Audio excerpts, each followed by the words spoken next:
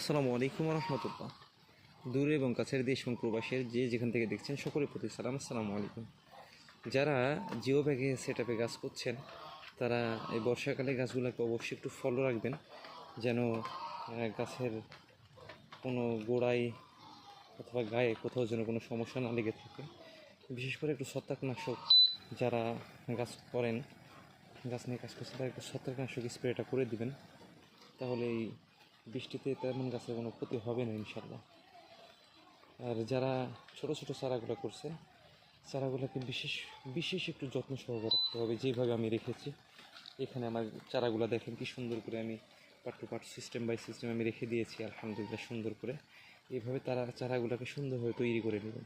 তাছাড়া এই কষ্টের চারা আপনার এই অল্প সময়ের জন্য কিন্তু নষ্ট হয়ে যাবে, আর নষ্ট হলে একটা বাগানের কাছে অনেকটাই ক্ষতির চাইতে মনের কষ্টটা সবচাইতে বড়, অনেকেই খারাপ লাগবে। তো একটু আলাদা কেয়ার নেবেন চারাগুলোর জন্য।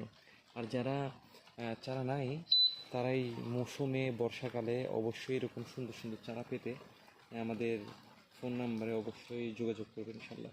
আসসালামু আলাইকুম রহমতুল্লাহ।